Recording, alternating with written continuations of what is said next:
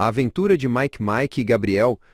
Você já deve ter percebido como nós, Shih Tzus, somos cheios de amor e alegria para dar, né? Por isso queria muito que você se inscrevesse aqui no canal. Já que você tá com o dedinho aí, que tal deixar aquele like também? Mike, o cachorrinho mais fofo do mundo, e seu irmãozinho Gabriel, com seus óculos azuis e cachinhos, estavam prontos para uma grande aventura. Vamos, Mike, disse Gabriel apontando para a floresta. A floresta do mundo da Peppa Pig era cheia de cores vibrantes e sons de passarinhos. Eles entraram de mãos dadas, com o coração cheio de alegria. De repente Mike farejou algo e correu na frente. O que é isso, Mike? Perguntou Gabriel rindo. Era uma poça de lama perfeita para pular. Mike pulou na poça com um splash e balançou o rabo, convidando Gabriel. Gabriel pensou por um segundo, tirou os sapatos e pulou também. Que bagunça divertida!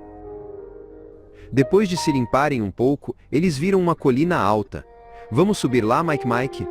Podemos ver tudo lá de cima, disse Gabriel animado. A subida foi um pouco cansativa, mas valeu a pena. Do topo da colina, eles podiam ver a casa da Peppa Pig, a escola e até o parquinho.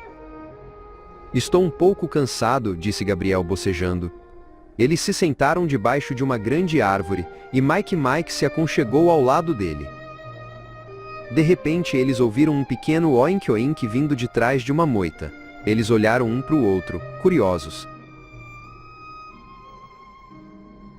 De trás da moita, Peppa Pig e seu irmãozinho George pularam para fora. Olá, oink-oink, disse Peppa. Oink-oink, repetiu George.